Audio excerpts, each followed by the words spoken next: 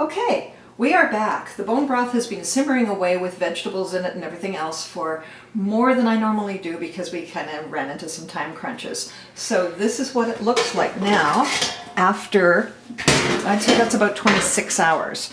And typically if you let it go that long, the collagen will be broken down, so you won't get it to gel very well. The trade-off is that you get better minerals out of the bones because the bones are completely soft by now. So you can see how far it's gone down, how much it's reduced. So it's about an inch lower than it was initially. I'm going to stir this up, and then we're going to start decanting.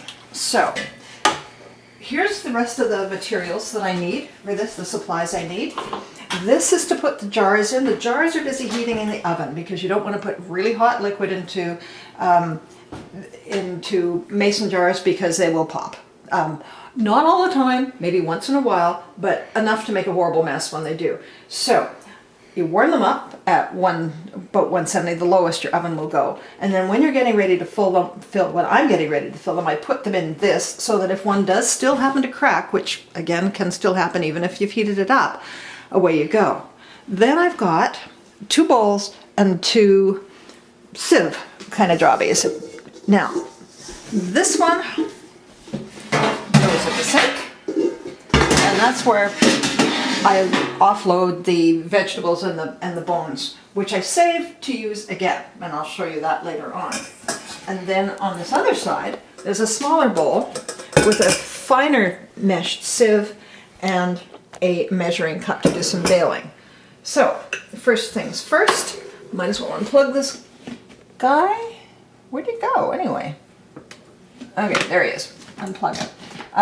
I turned him down to the lowest safe temperature, which I believe is 160, so that it would cool faster once I get in the jars, and also so it's less dangerous to work with. It's not that dangerous, but you know. Anyway, okay, so this is what I'm going to do. I'm going to start offloading the bones and everything that's been simmering in this. So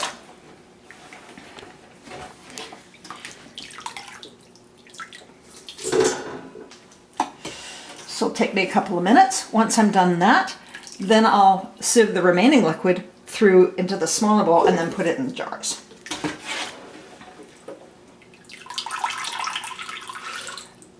You can see this is still dripping when I put it into the colander, and because there's a basin that it's sitting in, I will be able to rescue that afterwards rather than standing here for a very long time holding it up and waiting for it to stop dripping. It won't. Okay. So what I'm going to do with the things that have already been boiled, like all this stuff that I'm ladling out, I'm going to put it back into the roaster oven and then add more water after we're finished all of this so that I can make a half-strength broth, and then that can get saved, put in the freezer, and next time I make bone broth, I use that as part of the liquid. That means I'm not wasting very much of the nutrition that's in the bones and the vegetables. So this is getting, we're not there yet, but we're getting close. So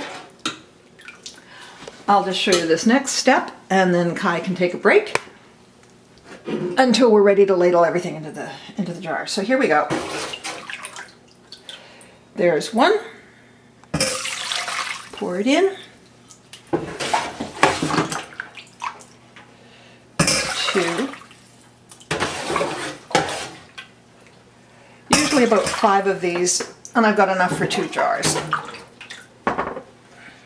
Oops. If I don't spill it all over the counter, which apparently I just did.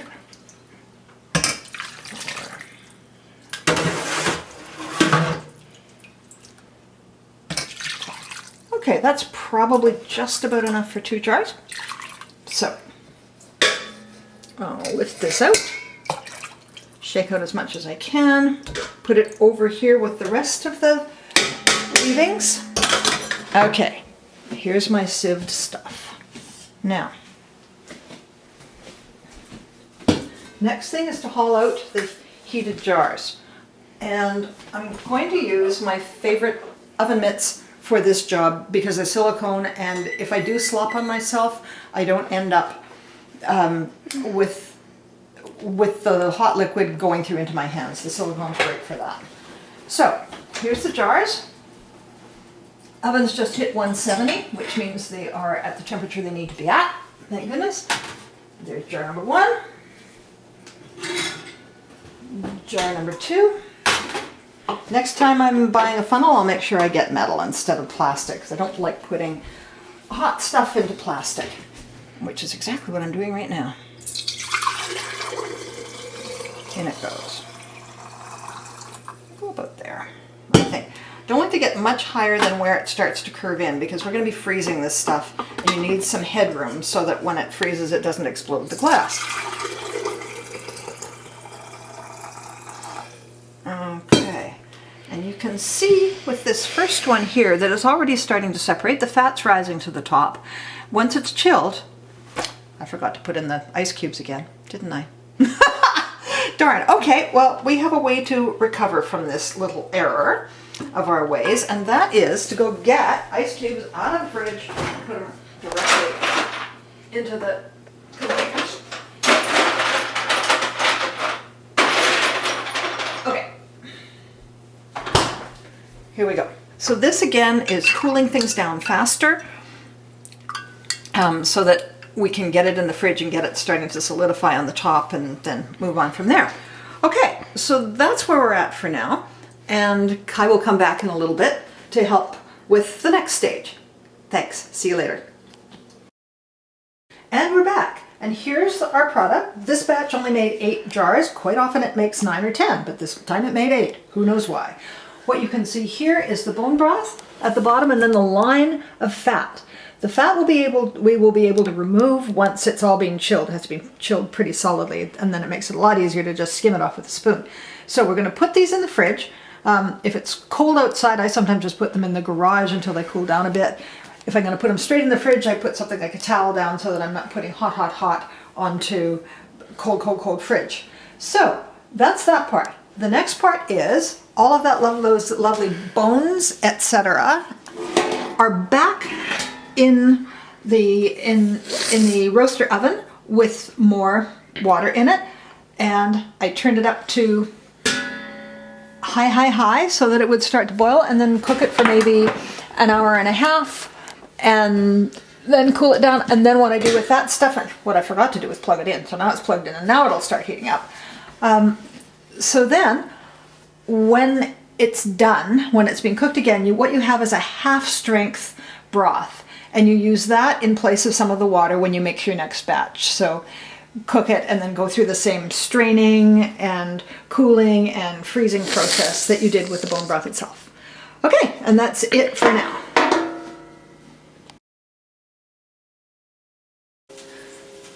So here's the bone broth. It's been in the fridge for a couple of days, so the fat has solidified. This was one of the batches that I cooked for a fairly long time, so I don't have a whole lot of gel in it. Makes it harder to get the fat off, but anyway, this is how you do it. And just get your spoon in and try not to get too much of the... oh, there is a bit of gel there. Look at that. That's not bad. Okay. That's interesting because some of the previous jars weren't that gelled. So the more gel it is, the easier it is to get off the fat. You don't have to be a perfectionist about this, just most of it. And what I do is plop it into a jar and label it with the date, because this is pretty wonderful stuff. I used to put it down the sink.